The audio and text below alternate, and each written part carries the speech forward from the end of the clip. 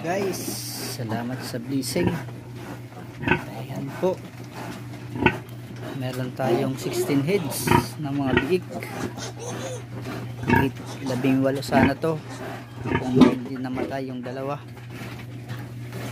nung panganak pa lang dun sa loob ng tiyan, kasi natagalan lumabas. Tapos yung isa malnourished, kaya ganun, pero okay lang.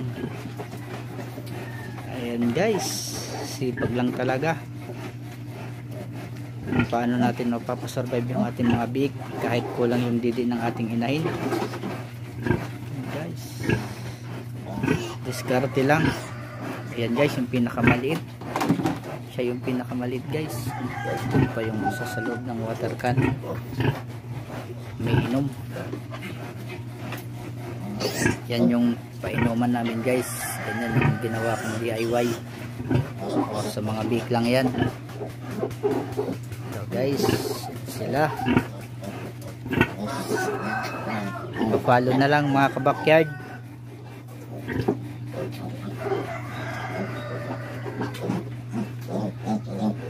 Comment down below. Pa-follow na lang guys. From Samar.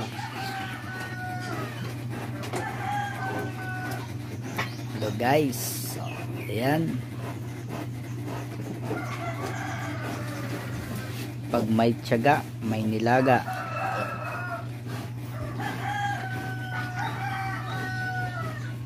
Okay. Dito ko na lang kayo sa susunod guys. Bye bye.